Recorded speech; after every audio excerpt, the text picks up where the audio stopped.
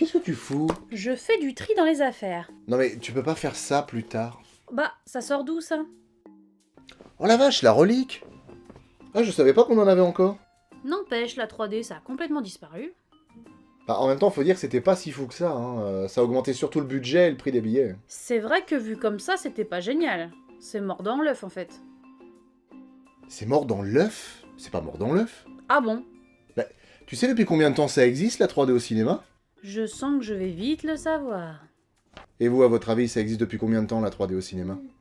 Alors, c'est vrai que la 3D a explosé à la fin des années 2000, notamment grâce à Avatar, mais le principe de la troisième dimension au cinéma est aussi vieux que le cinéma lui-même, voire plus ancien. La 3D repose sur deux principes, celui des anaglyphes et celui de la stéréoscopie. La profondeur du cliché résulte de la superposition de deux photos d'un même objet ou d'un même paysage, prises toutefois avec un certain décalage. C'est ensuite grâce à un système de miroir ou à des lunettes dotées de verres spéciaux que l'on peut voir la profondeur. Le procédé a bien entendu été employé en photographie, mais très vite le cinéma s'en est emparé. Et il semblerait que le premier film en 3D soit sorti en 1915. Depuis, il y en a eu un paquet, et curieusement, c'était souvent des films de monstres. Dans les années 50-60, il y a eu La créature du lagon noir, Le retour de la créature du lagon noir, Panique sur la ville, ou encore De la chair pour Frankenstein. Et dans les années 80-90, il y a eu Vendredi 13-3, Amityville 3, La fin de Freddy, l'ultime cauchemar, et le film qu'on va voir aujourd'hui, Les Dents de la Mer 3.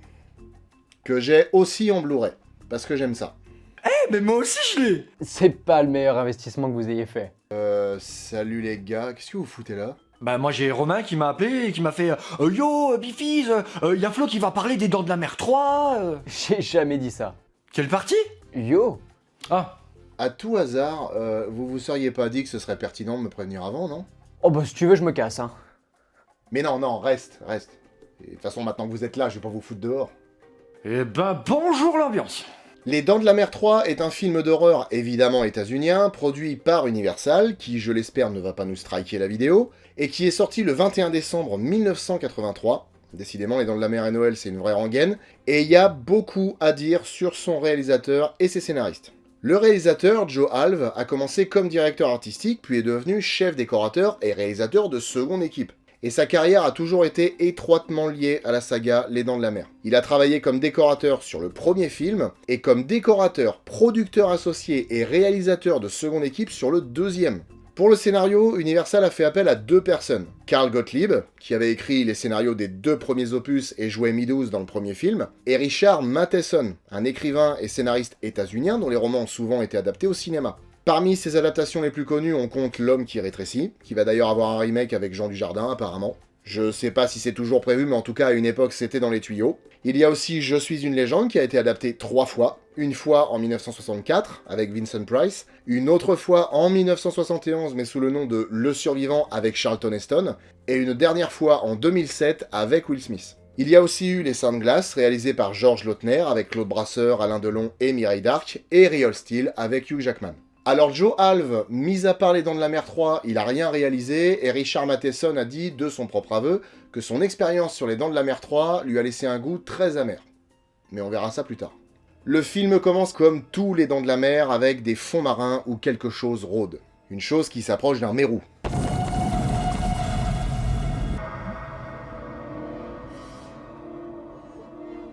Il y a une raison au fait que cette tête de mérou agonisant reste aussi longtemps à l'écran?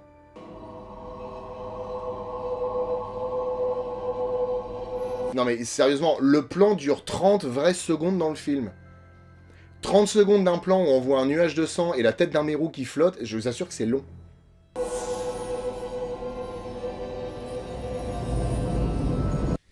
Sans déconner, avec l'effet 3D, c'est vraiment très dur à voir. Hein. On pourrait passer à autre chose? Ah, quand même. Oula. Ah oui, c'est vrai, la 3D, tout ça... Bref, personne n'est dupe, ce plan subjectif est bien évidemment celui du requin. Et celui-ci rôde aux abords du parc SeaWorld d'Orlando qui appartient à Calvin Bouchard. Les voilà, mon orgueil et ma joie. Et le Calvin il est content parce que son parc va bientôt ouvrir, et il compte une formidable attraction. Un immense bassin relié à la mer dans lequel a été construit un réseau de tunnels sous-marins permettant d'observer la faune sous-marine, les récifs, et l'épave d'un galion qui a coulé là, voilà plusieurs siècles. Eh, si ça se trouve, Calvin, il a découvert le galion, il a gratté un petit peu dedans, il est devenu riche, il a construit le parc autour, et maintenant tout lui appartient. En attendant l'ouverture, un groupe de skieurs nautiques fait mumuse à l'extérieur du parc, ce qui attire l'attention du requin qui va les suivre et foutre en vrac la grande porte. Un des employés, Shelby Overman, qui est un branleur, je dirais, vu la manière dont il se la pète devant les filles, plonge et explique à l'ingénieur en chef du parc ce qu'il en est. C'est sorti du rail. Comment c'est arrivé? Oh, j'en sais rien, mais elle est en compote. Et cet ingénieur en chef n'est autre que Michael Brody, le fils aîné de la famille Brody. Vu que c'est un chef, il demande à ses gars d'en faire le plus possible pour le moins possible, Vendeur supplémentaire! et s'en va rejoindre sa copine Kay, la biologiste marine du parc qui s'occupe des orques et des dauphins. Je vais te perdre à cause de 2 poissons névrosés. Mammifère. Mammifère. Ah, apparemment c'est de famille de confondre. Ce n'est pas une ablette qui a mangé cet énorme poisson. C'est un mammifère et non un poisson. Arrive ensuite Sean, son petit frère qu'il n'avait pas vu depuis très longtemps. Salut, mon frère le cowboy. Ça va, là? On ne m'embrasse pas? Ok, si. Ouais... Hey Oh putain Ça va? Ça fait trop longtemps. Grave, ça fait super plaisir de te voir. Ah ouais, c'est cool. Dis pas bonjour à ta belle-sœur. Si.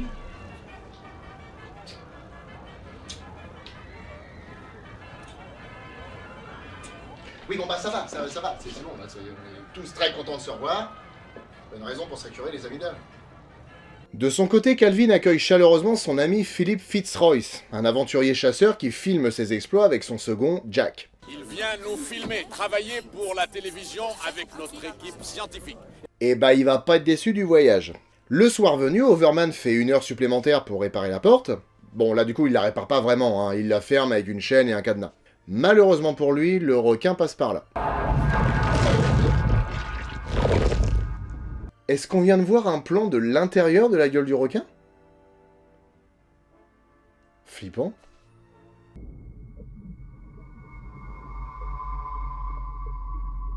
Vous avez pas fini avec vos plans qui durent de plombes?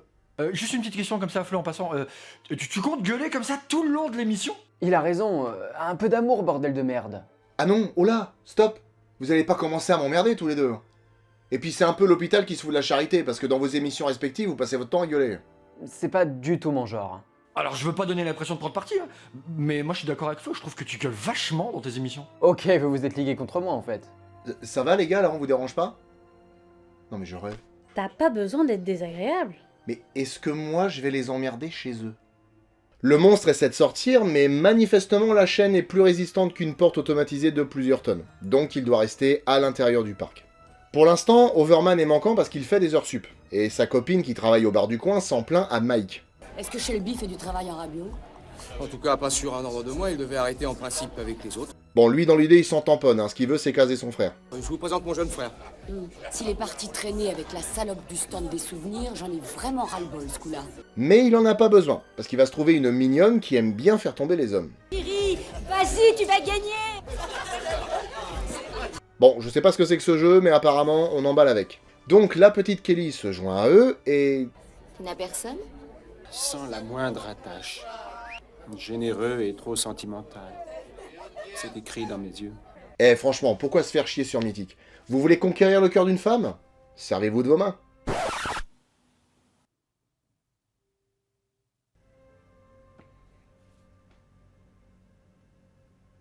Ouais, je suis pas sûr que la phrase soit vraiment comprise dans le bon sens. Alors comme la petite Kelly en pince pour Sean, elle l'emmène prendre un bain de minuit malgré sa phobie de l'eau. À cause d'un événement qui s'est passé quand j'étais gosse, j'ai renoncé à me baigner. Je parie que je peux vaincre tes craintes d'enfant. Non, je pense pas. Non. Tu peux être mignonne tant que tu veux, les souvenirs de gens qui se font boulotter par un requin géant face à toi, ça s'efface pas avec une paire de fesses. Alors apparemment, si. Et pendant qu'il batifole, Mike apprend à Kay qu'il a reçu une offre de travail du Venezuela. Elle est contente pour lui, mais en même temps tristounette, parce que son contrat la lie encore 6 mois avec le parc de Calvin. Enfin, vous inquiétez pas, ça va vite s'arranger cette histoire. 2 personnes qui iront plus nulle part par contre, c'est ces 2 loustiques-là. Leur plan est de voler des coraux pour les revendre à Miami, mais la douane de la mer leur tombe dessus. Écoute, Randy, il faut foutre le camp.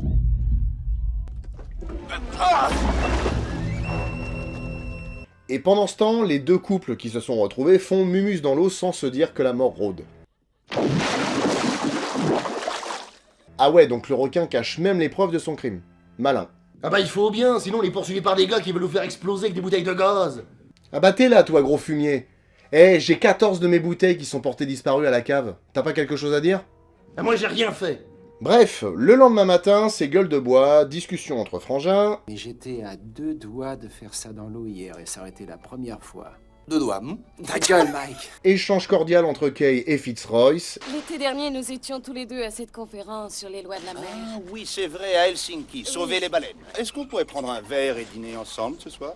Ce n'est pas mon genre, il y a erreur. et échange coloré entre la petite amie d'Overman et Mike. Mais il est pas revenu hier soir? Non, il est pas rentré. Personne ne l'a vu non plus ici, je suppose qu'il a une bonne gueule de bois. Il a laissé son passeport et ses cartes de crédit. Il n'a certainement pas l'intention d'aller loin. Il est en train de cuver sa cuite quelque part. Et quand je vais le retrouver, je lui passe un savon. Et puisque personne ne sait où est le mécano au gros bras, il décide dans un premier temps d'explorer le lagon avec un submersible. Enregistré? Je vous vois maintenant. Ah, bon, on va essayer de pas être trop dur, c'est les années 80.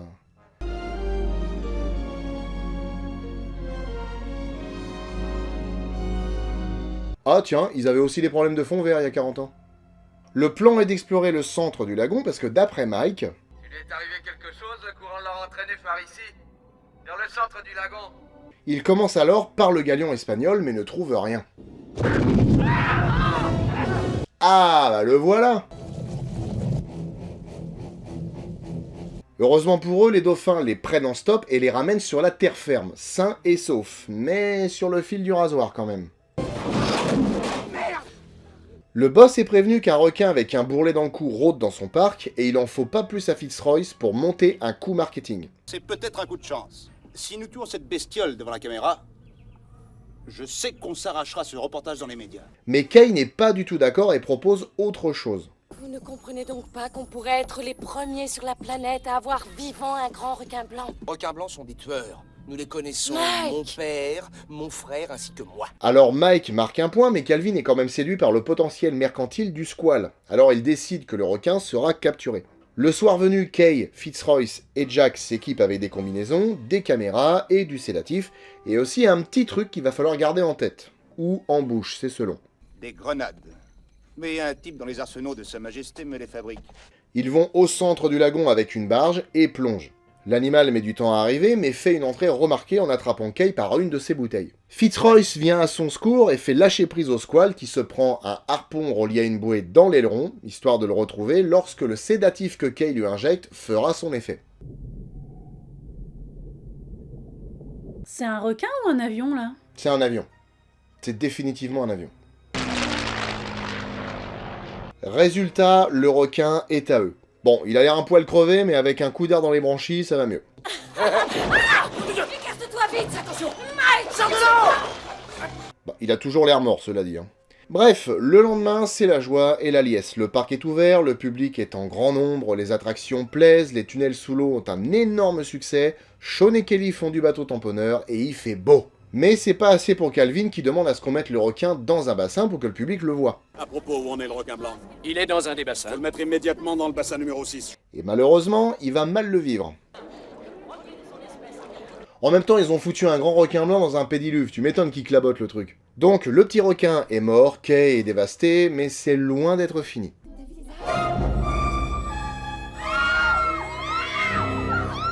C'est au programme de la visite ? Mike identifie le corps qui s'avère être celui d'Overman, mais Kay remarque que le rayon de morsure n'est pas du tout le même que celui du requin capturé plus tôt. Il court prévenir Calvin, qui se la pète dans son super bar sous-marin entouré de requins. De quelle façon retenez-vous les requins dans cette partie du lagon? C'est à cause de notre écran géant, plein de bulles, qui les tient à l'écart. Et qui reçoit un appel de la salle de contrôle qui l'informe qu'une des pompes des tunnels de filtration du parc, chargée d'aspirer l'eau de mer à l'intérieur, a des problèmes. Il propose alors de l'arrêter, et puisqu'il n'y a plus de courant dans le dit tunnel, ce qui gênait peut en sortir à reculons. Donc un requin énorme qui nage à reculons. Ok. On va dire que c'est pas ce qu'ils ont voulu faire. Peut-être qu'il y a, je sais pas, qu'il y a un courant qui le pousse, ou quelque chose qui l'aide à sortir. Enfin, je sais pas. Kay et Mike leur expliquent qu'il y a un autre requin, que c'est la maman du petit et qu'elle est d'une taille bien plus importante. Que la morsure atteint presque 1 mètre de large. Ça voudrait dire un requin d'à peu près 9 mètres de longueur. Effectivement, c'est le cas. Regardez!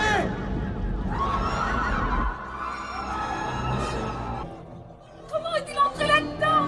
Donc, un requin aux dimensions mégalodontesques se promène librement dans le parc et compte bien semer la panique sur son passage. Mike, Fitzroyce et Jack courent prévenir tout le monde dans le parc, et chacun a sa méthode. Ramenez le bateau en sortie, Blanc, vous entendez? Mais ça va pas, vous? C'est pas la paix, hein?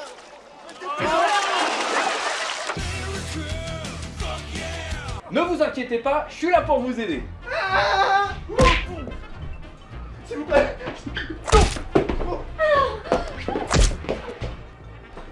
Non, moi ça va, tout va bien, j'ai pas besoin d'aide. Oh bon, ok. Ça va, vous? Pas vraiment.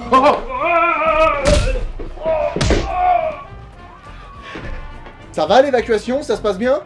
Impeccable, j'ai évacué tout le monde. Alors finalement, l'évacuation est pas si nécessaire que ça, puisque le requin ne fait de mal à personne. Au contraire, il a plus l'air de jouer qu'autre chose. Allez, 1, 2, 3, 4, on lève la jambe les filles. Ah, attendez, Sean et Kelly sont dans la flotte, il y en a bien un qui va se faire attaquer. Oh bah ça va, c'est une égratignure comparé à ce qu'il peut faire. Alors par contre, si Sean n'est pas complètement traumatisé après ça, je sais pas ce qu'il lui faut. La blessée est prise en charge par les pompiers, et c'est une fin de tournage pour Sean Brody, dont on saluera l'utilité scénaristique. Calvin demande l'évacuation des tunnels sous-marins, mais c'est déjà trop tard. Le squale s'en prend à la structure et crée une voie d'eau qui provoque la fermeture des portes étanches, bloquant une trentaine de touristes. Un plan est mis alors en place pour réparer la brèche et sauver tout le monde. Mike va descendre pour souder une nouvelle pièce sur la partie du tunnel endommagée, pendant que Fitzroyce et Jack vont attirer le squale dans le tunnel de filtrage, où il était retenu plus tôt. Que ferez-vous s'il refuse de vous obéir? Je servirai d'appât. Donc, il va nager dans un tunnel relativement étroit avec un énorme requin au cul. Bah, je vois pas ce qui pourra mal se passer, hein. Alors c'est parti. Jack et Fitzroyce attirent le monstre dans le tunnel avec des appâts et du bruit.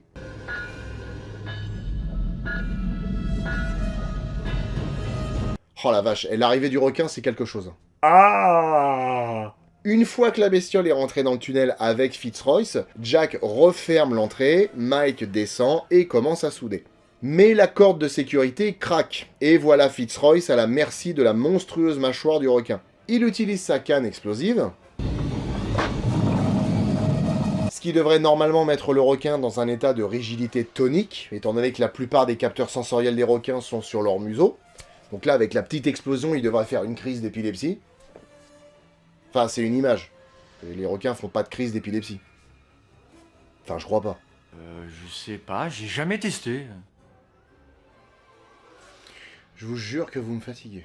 Eh ou attends, j'ai rien dit moi. Hein.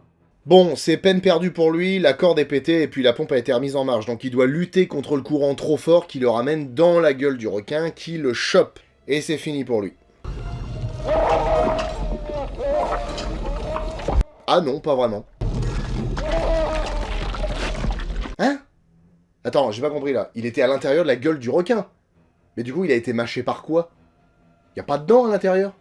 Bah, il a dû être écrasé par le palais. Comment ça, par le palais? Tu veux dire le gros machin qui monte et descend au gré des mouvements de la gueule? Comme une énorme algue rose? Bah, c'est la seule explication. Ah bah non, mais moi je pense que c'est ça, c'est que du coup, il y a pas d'explication. C'est comme l'histoire du courant dans le tunnel. Y a pas d'explication non plus. Bon, désolé de m'arrêter sur ça, mais je pige vraiment rien. Mike dit que des milliers de litres d'eau de mer sont aspirés dans le tunnel pour aller dans le lagon. Donc, le requin aurait dû être repoussé par le courant, comme Fitzroyce d'ailleurs. Mais non. Mais en même temps, on sous-entend que ça aspire. Parce qu'apparemment, jusqu'à ce qu'ils arrêtent les pompes, le requin était coincé dans le tunnel. Donc ça devait être le courant qui le retenait.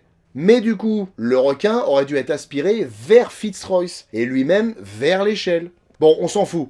Jack est tristouné d'avoir perdu son patron, mais lui au moins est à la surface, parce que sous l'eau ça va se gâter. Calvin, pensant asphyxier le requin, fait arrêter la pompe du tunnel, permettant à l'animal de se déplacer plus tranquillement et de battre énergiquement de la queue pour tordre petit à petit le loquet de la porte.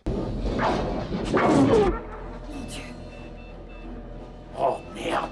C'est un sacré système de sécurité quand même, pour faire un gros plan comme ça sur le loquet. Bref, l'animal est libre et sort à reculons.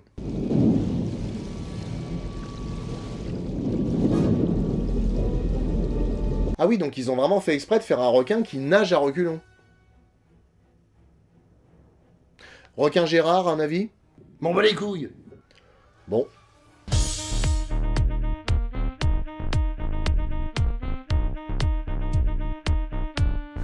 Le requin prend en chasse Mike qui a fini sa soudure et Kay qui l'a rejoint.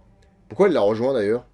Quelqu'un doit surveiller ce qui se passe derrière lui, Calvin. Bah, et lui c'est qui? Il est là pour la déco? Ils échappent au squale grâce à l'intervention des dauphins.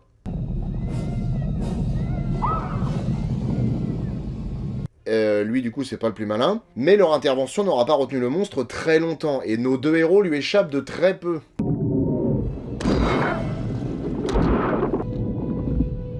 Est-ce que le requin vient de coincer la porte avec une de ses dents? Bon, je vais pas te mentir, là le copain il pousse un peu.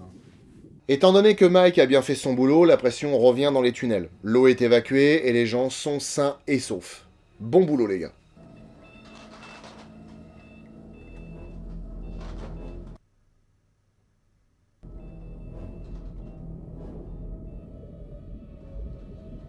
Pourquoi il y a un autocollant Panini qui vient vers eux là?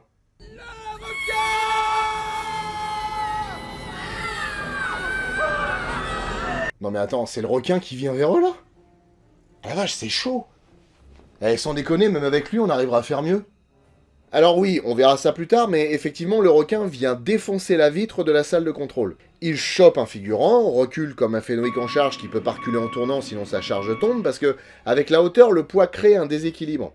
Bon bref, on va pas s'étendre là-dessus. Calvin sauve la femme qui était avec eux, pendant que Kay et Mike, qui ont toujours leur combinaison, essaient de dégoupiller une des grenades de Fitzroy qui est restée coincée dans la gorge du requin. Ah oui d'accord, ok, c'est pour ça qu'il a cassé la vitre, c'est pour leur demander un coup de main. Et dis donc vous deux, y en a pas un qui a un cure-dent là, parce que j'ai votre copain qui est coincé au fond de ma gorge. Avec un bout de ferraille, Mike arrive à atteindre la goupille, comme quoi ça sert d'être ingénieur, et fait péter le requin. Et c'est sur ce plan à la fois sympa parce qu'on voit les mâchoires, donc les jaws du requin en 3D, mais aussi horrible parce que parce qu'on voit les mâchoires du requin en 3D, que le film se termine. Putain de merde, qu'est-ce que c'est que ce plan de dauphin dégueulasse? Non mais l'échelle est juste pas bonne du tout, c'est...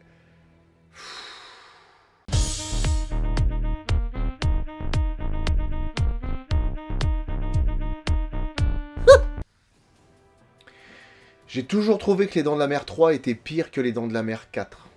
Fais gaffe à ce que tu dis là. Quoi? Même si c'est par nostalgie, tu sais très bien que celui-là, c'est un de mes préférés. Bah, tu peux peut-être me laisser finir. Oui, bah vas-y. Donc, je disais, j'ai toujours trouvé que le 3 était pire que le 4, et ce pour une raison très simple. C'est un énorme gâchis de potentiel. Sur le papier, le pitch est génial, mais une fois à l'écran, on est très loin du chef-d'œuvre. Après, quand on connaît les problèmes de production qu'il a eu, ça se comprend. C'est mieux là? Ouais. Tout a commencé avec l'envie d'Universal d'exploiter le requin aux œufs d'or qu'était la licence Les Dents de la Mer. Étant donné que le deuxième film avait généré 187 millions de dollars de recettes à l'époque, 208 en comptant les multiples ressorties, la mise en chantier d'une suite a pas traîné. Les producteurs Richard Zanuck et David Brown, qui produisaient la licence jusque-là, ont demandé la mise en chantier d'une parodie appelée Jaws 3 People 0. Motivé à la fois par le succès de Y a-t-il un pilote dans l'avion et d'American College, mais aussi par l'envie de se démarquer des films précédents. Le scénario fut écrit, le réalisateur fut trouvé en la personne de Joe Dante, fraîchement auréolé du succès de Piranha, produit par notre cher Roger Corman, mais Steven Spielberg est passé par là et a dit « si vous faites ça, je me tire ». Alors Universal a changé son fusil d'épaule, Zanuck et Brown se sont tirés, Alan Landsberg a pris le relais à la production et il a mis en chantier un film sérieux. Et le truc, c'est que Alan Landsberg, avant de s'attaquer à la production des Dents de la Mer 3, n'avait produit que des téléfilms. Gardez bien ça en tête. Son scénariste fétiche, Gerdon Trueblood, a écrit un scénario où la famille Brody meurt dès le début, et dont le reste de l'intrigue se déroule dans un SeaWorld où on retrouve une biologiste marine et son petit ami ingénieur, ainsi qu'un documentaliste marin. On commence à se rapprocher de ce qu'on connaît. Mais la prod n'est pas satisfaite de certaines scènes, jugées notamment trop violentes. Alors le scénario passa entre les mains de Richard Matheson et Carl Gottlieb. Le premier était d'abord content de participer à un tel projet, mais il a vite déchanté, notamment parce que la prod lui a demandé de faire des modifications qui n'étaient pas du tout à son goût. Comme le rajout des frères Brody par exemple. Ils trouvaient ça complètement ridicule. Le fait que ce soit toujours la famille Brody qui se coltine des grands requins blancs, au bout d'un moment ça va 2 secondes. Mais il y a pire. Universal voulait que le requin soit le même que celui du 2e film, alors qu'il est clairement mort à la fin du 2e film. Et vous savez pourquoi il serait revenu? Pour se venger des frères Brody. Attendez. Si je comprends bien, vous voulez que le requin donc, du film précédent, qui est mort gris et vif, hein, on s'en souvient, poursuive les frères Brody par vengeance. C'est ça, oui. Ouais, enfin pour moi, je pense pas que ce soit... Je vous donne 20 millions pour le faire. Infaisable. Infaisable. Je ne pense pas que ce soit infaisable. Allez, bonheur. Non mais attendez, vous y pensez pas là, c'est n'importe quoi votre truc là. Un film avec un requin qui poursuit les gens par vengeance, mais ça marchera jamais votre truc là. Effectivement, la graine des Dents de la Mer 4 a dû être plantée ce jour-là. Bref, Karl Gottlieb de son côté a étoffé les personnages. Il connaissait les acteurs et actrices qui allaient jouer et a remanié les rôles pour qu'ils correspondent plus à leur manière de jouer. Par la suite, Joe Alve fut choisi pour réaliser le film.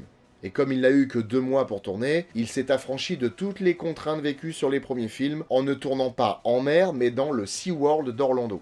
Une bonne chose pour Alan Landsberg qui voulait mettre le moins d'argent possible dans l'affaire. Parce qu'à la télé, on fait avec le moins d'argent possible et surtout, le producteur est maître de tout. La technologie 3D a posé beaucoup de problèmes. Elle était rare et peu employée, et le matériel qu'ils ont utilisé au début était carrément obsolète. C'est seulement après 1 semaine de tournage de plans 3D inutilisables que le nouveau matériel arriva et que le tournage fut prolifique. Oui, enfin, prolifique... Oui, non mais ça va, je peux avoir le temps d'y venir quand même. V'là la bonne ambiance. Je vouais. Voilà, je pense qu'il faut le dire, je vouais. Bref, effectivement, prolifique c'est vite dit. Parce que Alan Landsberg a trouvé encore une fois le moyen de foutre son Blair dans les affaires des autres, parce qu'il est allé dans la salle de montage quand le film était fini de monter, et il a coupé plus de 20 minutes de scène. Il l'a fait passer de 2h03 à 1h39. Et cherchez pas, hein, les scènes on les trouve nulle part, elles sont pas sur les DVD ni sur les Blu-ray. En tout cas, pas ceux qu'on peut avoir en France. Alors rien ne dit que les scènes auraient bonifié le film. Néanmoins, c'est un peu rageant de se dire, merde, il y a quand même plus de 20 minutes de film qu'on ne verra jamais. Et il y aurait sûrement eu des scènes de requins en plus, je pense. Donc, premier défaut, un producteur qui fout le bordel pendant la production de son film. Maintenant, voyons le scénario et la mise en scène. L'idée de base est bonne. Introduire un requin géant dans un parc SeaWorld, c'est Jurassic World avant l'heure. Avec tous les visiteurs, il y a un potentiel d'attaque énorme et ça change des plages de la ville d'Amity. Sauf que les frères Brody sont là. Alors, le film fait souvent référence aux événements des 2 premiers films, ce qui est sympa et cohérent, mais foutez la paix à cette famille. Vous aviez la possibilité d'amener la licence dans une direction qui aurait pu la rendre sûrement plus qualitative et plus pérenne que ce qu'elle est devenue. Mais non.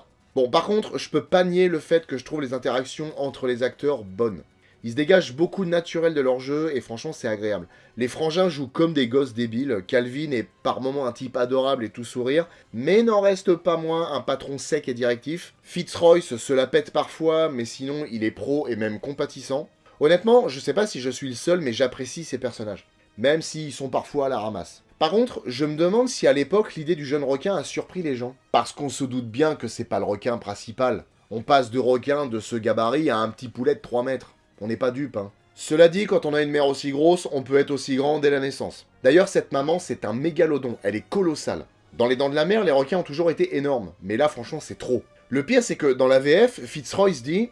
Ça voudrait dire un requin d'à peu près 9 mètres de longueur. Mais dans la VO, il dit... Shark of some 35 feet in length. Et 35 pieds, ça fait 11 mètres, bordel. C'est le plus gros requin de toute la licence. Et paradoxalement le plus lent. Enfin, quand ça arrange le scénario. Parce que quand il s'agit de courser les skieurs, il va à 50 à l'heure. Mais s'il course les rôles principaux, là, il va tout doucement. En revanche, le faire nager à reculons, c'est contre nature. Hein. Même si j'avoue que la scène est pas si nulle que ça. En tout cas, elle est bien foutue. Mais vraiment, c'est ridicule.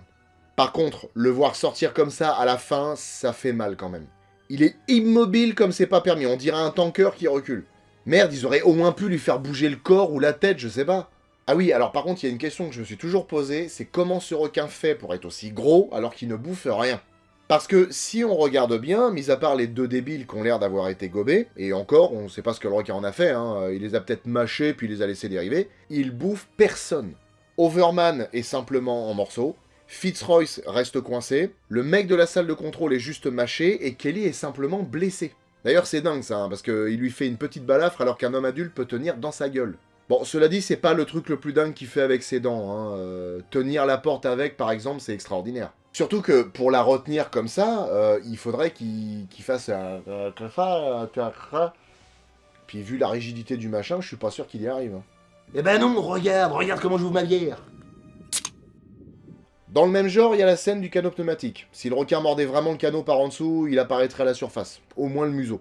Eh ben si, regarde. Oh, ça va. Eh quoi, qu'est-ce qu'il y a là? Tu vas me parler meilleur, hein? Eh dis donc, gras du bide, je te ferai remarquer que c'est moi qui t'ai créé, d'accord? Alors je peux te faire aussi disparaître quand je veux. Ah bah non, mon copain, tu ferais pas ça, mon copain. Hein, mon copain? Sinon, le film est moche, faut dire ce qui est.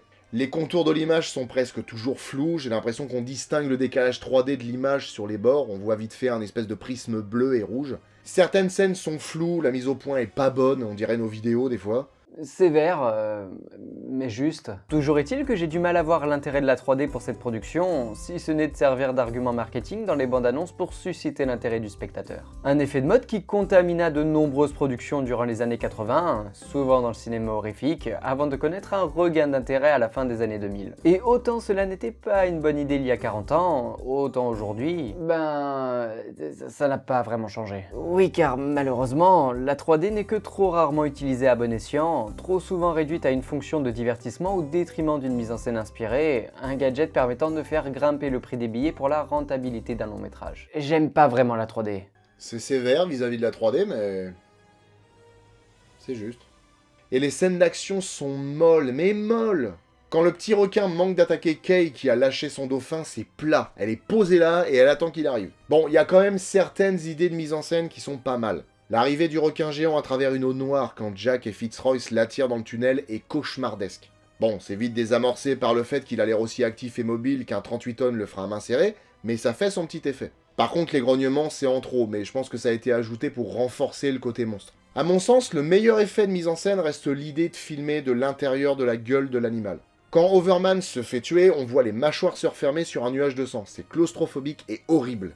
Mais la mort de Fitzroy est la pire mort que j'ai vue au cinéma et sûrement celle qui m'a le plus traumatisé avec celle de Benicio del Toro dans Permis de tuer. Tout y est, l'étroitesse de l'endroit, les cris de Fitzroy, les sons de la gorge du requin et des os qui craquent, cette scène est une masterclass d'horreur. Et ça aurait pu être pire, parce que dans la première version du scénario de True Blood, le scénariste, pas la série, Fitzroy devait être avalé vivant par le requin et se faire bouffer à l'intérieur par un petit. C'est complètement débile, non? Ah oui, quand même. Mais c'est dégueulasse! Alors effectivement, c'est dégueulasse. Par contre, c'est pas si con que ça. Enfin, je m'explique. Le fait que le mec rampe dans un grand requin blanc, c'est complètement con. C'est pas un réseau de tunnels Vietcong, un requin. Par contre, les grands requins blancs sont des ovovivipares. Ça veut dire que les œufs éclosent dans le ventre de la femelle et ensuite les petits sont expulsés. Donc, si un mec arrivait à rentrer dans un grand requin blanc et à ramper jusqu'au fond de son abdomen, potentiellement il pourrait se faire bouffer par ses petits, ouais. Sur le plan sonore, le film m'a toujours surpris. Il y a une espèce de résonance dans l'eau qu'on croirait d'un autre monde et qui ajoute de la tension, puisque les requins sont attirés par les ondes sonores, comme celle de la chaîne et du verrou qu'Overman met sur la porte.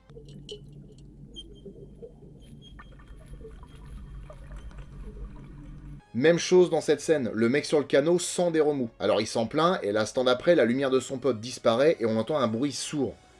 Écoute Ronnie, il faut foutre le camp! Notre imagination fait tout le boulot, on s'imagine des choses horribles là-dessous. Bah en fait, ça. Quand Les Dents de la Mer 3 est sorti en France, il n'avait pas vraiment de gros concurrents niveau film américain. Le Retour du Jedi et Octopussy n'étaient plus à l'affiche, et Jamais plus jamais était sur la fin de son exploitation.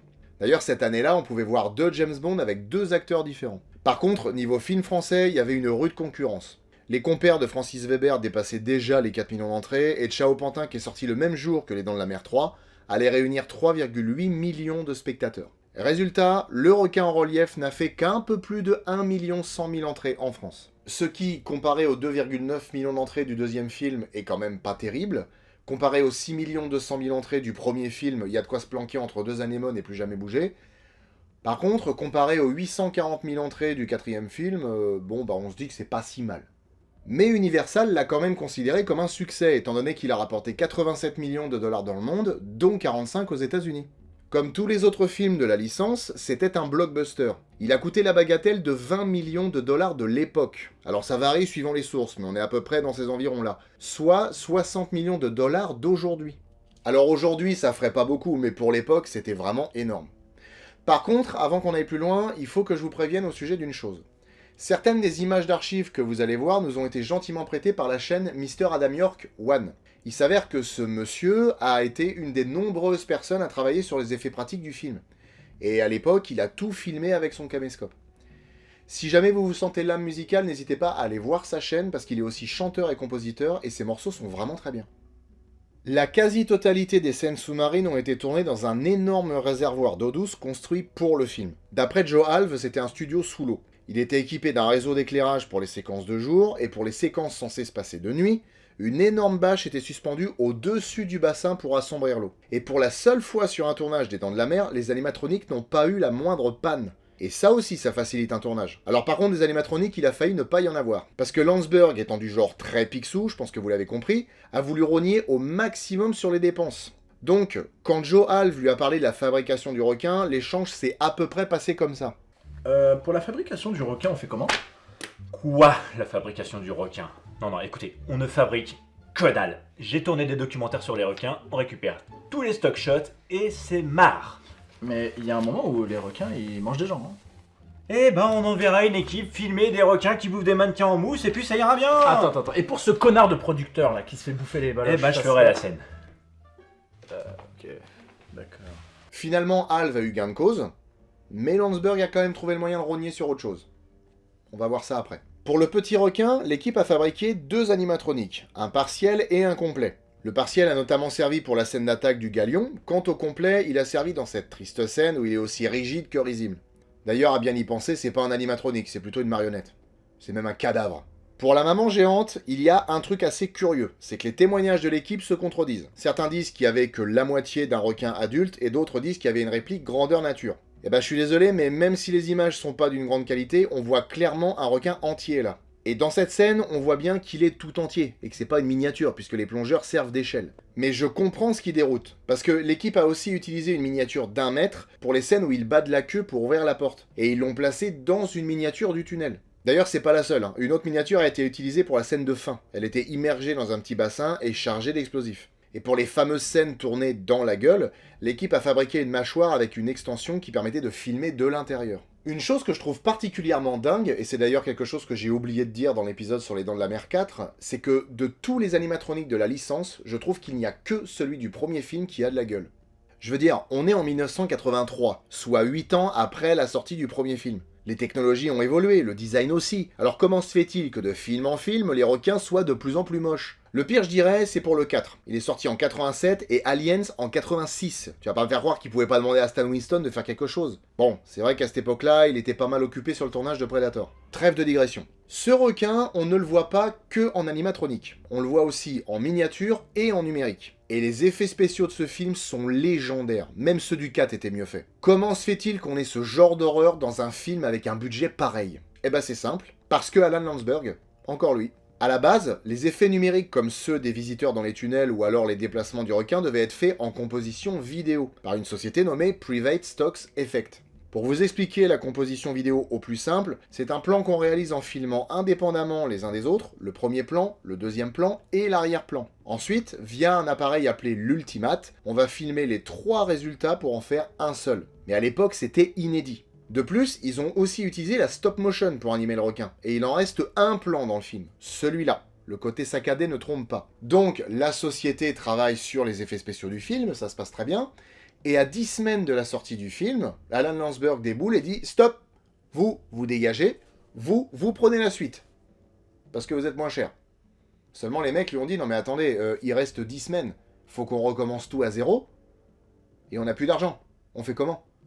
Il leur a dit « J'en ai rien à foutre, vous vous démerdez. » Et on peut encore trouver un court extrait du travail de PSE dans un reportage que HBO a fait à l'époque de la production du film. On y voit une autre maquette de requin, mieux incrustée et mieux foutue. Alors, ça a très mal vieilli, hein, d'accord, mais ça passe déjà mieux que cette merde.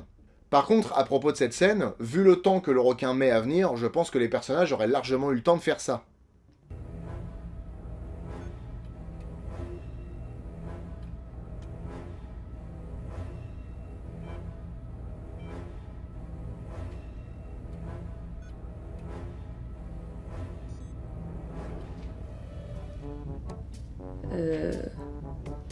On reste là.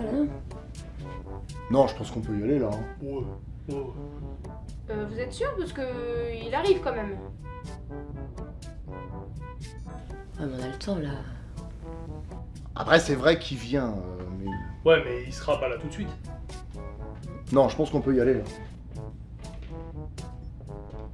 Du reste, l'équipe technique a fabriqué les décors du monde sous-marin, l'attraction dans laquelle les gens sont bloqués. Ils ont fait une section à l'échelle avec les tunnels de verre et aussi une version miniature. Même chose pour le submersible. Quant à la salle de contrôle, elle a été construite entièrement pour le film et placée dans un bassin rempli d'eau. Ils ont déversé plusieurs mètres cubes de flotte par l'ouverture de la baie vitrée, histoire de simuler la voie d'eau créée par le requin. Ensuite, un mécanisme faisait descendre le décor pour le remplir d'eau. Et d'ailleurs, PSE avait filmé l'explosion de la baie vitrée d'une bien plus belle manière que le résultat final. Mais ça n'a pas été gardé. Merci beaucoup, Alan Landsberg. Ah, par contre, j'avais oublié un truc. Le corps d'Overman. On me dira ce qu'on voudra, mais c'est quand même super mal fait. On dirait un mannequin pour apprendre les muscles du corps humain. Et venez pas me dire que c'est l'époque qui veut ça, hein. La jambe coupée dans le premier film faisait vachement plus réaliste. Et c'était 8 ans avant. Finalement, c'est le seul film de la saga à avoir mélangé plusieurs technologies. Il y a des animatroniques, des miniatures, de la stop motion, du matte painting et des incrustations sur fond vert. Il était vachement ambitieux ce film pour l'époque. Au passage, je vous conseille d'aller voir la vidéo de Guillaume Cassard sur le sujet. Moi j'ai fait exprès de la voir après avoir écrit l'analyse, histoire de pas être influencé. Maintenant vous verrez qu'on dit plus ou moins les mêmes trucs. Hein. Et tant que j'y pense, allez voir aussi la chaîne La Croix de Malte et la chaîne de Romain Néophyte. Elles sont toutes les deux tenues par Romain, qui est le fan numéro 1 des Dents de la Mer 3. Le mec est intarissable sur le sujet. Et nous on pue quoi? Ouais, nous. Quoi vous? Bah tu fais une vidéo avec 2 youtubeurs et tu dis à tes viewers d'aller voir des vidéos d'autres mecs. Ouais, et... Enfin je suis désolé, je comprends pas là. Ouais, vas-y, laisse tomber. Il y a pas mal de choses à dire sur la bande originale. Elle a été composée par Alan Parker, un guitariste britannique qui a été membre du groupe Blue Mink, mais a surtout été musicien de studio, c'est-à-dire un musicien ou un vocaliste qui, lors d'un enregistrement en studio, joue les parties instrumentales écrites par les auteurs ou compositeurs. C'est une discipline nécessitant d'être un véritable virtuose, étant donné qu'il doit s'adapter à tous les styles musicaux et être juste dès la première prise. C'est ainsi qu'Alan Parker a travaillé avec des gens comme Elton John, Jerry Rafferty, Serge Gainsbourg, David Bowie, Michel Delpech, et beaucoup de grands artistes de la chanson française et américaine. Et vous savez comment on surnomme ce métier? Requin de studio. Hasard. Il a composé des bandes originales pour des séries, des téléfilms et pour le cinéma, et ce qu'il a fait de plus connu est la bande originale des Dents de la Mer 3. Et il était surtout vachement moins cher que John Williams, parce que Alan Landsberg, oui, encore lui, ne voulait pas payer les droits pour la musique de John Williams. Donc il a demandé à Alan Parker de faire quelque chose d'approchant. Du coup, celui-ci s'est servi de l'inspiration de John Williams. Parce qu'il est de notoriété publique que John Williams a créé l'une des plus célèbres musiques de film en s'inspirant du Sacre du Printemps d'Igor Stravinsky. Mais au-delà des quelques notes reprises, Williams a créé toute une bande originale. Alors que Parker, même s'il a écrit quelques thèmes pour le film, a repris des partitions entières de la composition de Stravinsky. Ça colle plutôt bien avec ce qu'on voit à l'écran, mais je sais pas si je dois féliciter Stravinsky ou Parker. Surtout que le thème emblématique du requin est plutôt sobre. Certaines notes manquent, écoutez bien. Ça, c'est l'ouverture du film.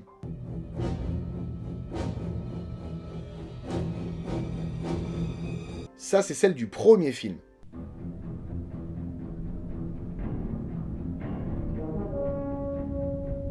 Et ça, c'est celle du Sacre du Printemps.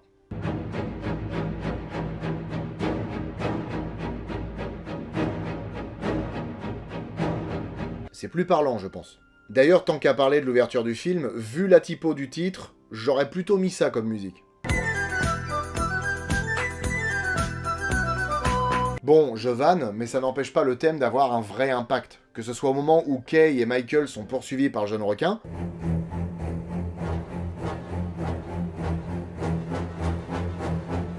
ou quand la mère parvient à rouvrir la porte du tunnel.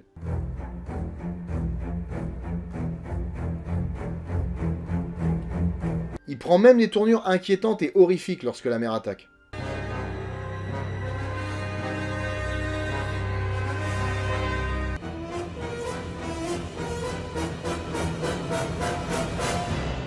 Et niveau reprise du Sacre du Printemps, il y a des moments, ça va de quelques secondes.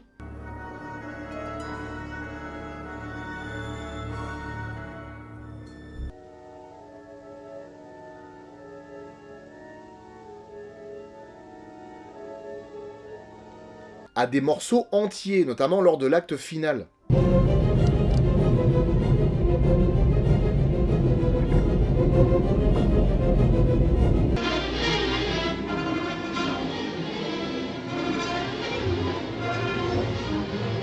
Mais il y a quand même des thèmes originaux, celui du parc par exemple, qui est décliné sous plein de formes. La forme héroïque,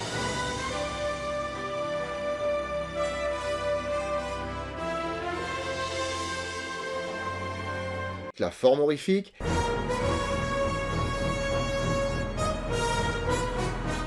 et même une forme dramatique.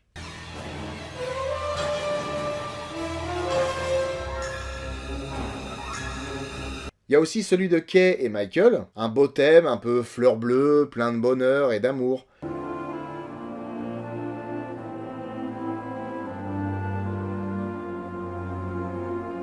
L'espoir renaît quand on l'entend, et c'est le cas de nombreuses fois dans le film. Il y a une anecdote très amusante à connaître sur la réaction qu'a eu le casting en voyant le film. En fait, quand un film est terminé, en règle générale, on fait une projection privée où l'essentiel du casting est là. Et celle des Dents de la Mer 3, c'est à peu près passé comme ça. Bon, Wow. Nos carrières, elles sont terminées. Là, c'est fini. Ouais. Ouais. Au début, j'étais content qu'on nous ait donné l'opportunité de jouer dans le film, mais là... Franchement, c'est vraiment parce que le contrat stipule qu'il faut pas dire du mal, hein, parce que je dirais des gros mots. Hein. C'était pas mauvais, c'était très mauvais. Non mais c'était pire que ça en fait. Moi je vais fumer ce connasse producteur, franchement je vais me le faire. Ah, on y va, Ouais, va chier, Ouais, carrément. Plus. Dennis Quaid pour commencer, qui est au passage le frère de l'acteur Randy Quaid qu'on verra dans Independence Day. Il est connu de films comme La Force de Vaincre, L'étoffe des héros, Enemy Mind, L'Aventure intérieure que je vous recommande, L'Enfer du dimanche ou encore Le jour d'après, et on le reverra dans Cœur de dragon et Légion. Bess Armstrong a une grande carrière télévisuelle, mais elle s'est illustrée au cinéma dans des films comme Les 4 saisons et Les Voyageurs du bout du monde. Mais c'était avant Les Dents de la Mer 3. Comment oublier la délicieuse Lea Thompson qui jouait la mère de Marty McFly dans Retour vers le futur, et d'ailleurs dans Retour vers le futur 2, il y a un petit tacle dans de la mer qui est bien rigolo. Elle était Beverly dans Howard the Duck et la mère de Dennis dans Denis la Malice. Enfin, si vous avez grandi dans les années 80-90, vous la connaissez forcément. Plus récemment, on l'a vu dans J. Edgar avec DiCaprio et dans des séries comme Les Experts. Et le premier film dans lequel elle a joué était Les Dents de la Mer 3. Ça peut ressembler à un bon départ, mais c'est pas le cas. Je ne connais quasiment aucun des films où Louis Gossett Jr. a joué, à part Les Grands Fonds, une adaptation d'un roman de Peter Benchley, dans lequel il a croisé Robert Shaw, qui avait joué 2 ans plus tôt dans Les Dents de la Mer, premier du nom. Cela dit, je connais Le Proviseur, un film qui est un petit peu à l'origine des films The Substitute, qui sont sympas. Dommage qu'on n'en ait pas fait des remakes d'ailleurs. Mais sinon, sa carrière m'est inconnue. J'ai toujours eu une tendresse particulière pour Simon McCorkindle, parce qu'il a joué dans la série Manimal, que j'adorais. Il jouait Jonathan Chase, un homme capable de se transformer en animal. La série a pas marché, il y a eu qu'une saison, mais les effets physiques étaient de Stan Winston quand même. Bon, aujourd'hui ça a pris un sacré coup de vieux, mais franchement à l'époque c'était sympa. Avant ça, il s'est fait connaître en jouant dans Mort sur le Nil, une énième adaptation du roman d'Agatha Christie, et il a joué dans Jésus de Nazareth, une mini-série de plus de 6 heures sur la vie de Jésus, donc, qui avait un casting de malade quand j'y pense, et que j'ai vu à l'époque où j'étais dans un collège catholique. Et pour de la fiction, c'était pas mal du tout. John Pooch, qui joue Shaw, n'a pas eu une grande carrière, mais on le reverra dans Skeeter, un film de moustique géant sorti 2 ans avant Mosquito. Quant à Patrick Moriarty, il a quelques bons films à son actif. Outland, Jeux de guerre, Chaplin, et Arnaque, crime et botanique dans lequel il joue Harry la Hache. Au final, qu'est-ce que je peux dire sur le film ? Bah, il y a du bon et du mauvais. Alors, il y a des choses qui fonctionnent, l'ambiance est là. Mais je pense que déjà à l'époque, les studios voulaient faire du plus gros, plus grand, plus abracadabrantesque, et ça a clairement nui à la qualité du film. Ça reste regardable. Mais s'ils avaient gardé les choix et les idées de base, je pense que la licence aurait pu partir dans une direction complètement différente. Et si en plus à ça, vous rajoutez un producteur gripsou à mort, qui a influé sur la production et qui du coup a fait de la merde, bah vous obtenez un souvenir de jeunesse un peu gâché. Et ça c'est vraiment dommage. Voilà, donc ce sera tout sur Les Dents de la Mer 3. Je remercie du fond du cœur Biffis de Nordic Pictures et Romain de la suite de Trop, parce qu'ils sont vraiment adorables. J'étais super content de les avoir dans cette vidéo, j'espère vraiment que ça va se refaire. N'hésitez pas à aller sur leur chaîne et à voir leur travail, c'est du très très bon boulot. Les liens sont dans la description. Et nous, bah, on va se retrouver normalement dans 28 jours. À moins qu'une épidémie décime Londres.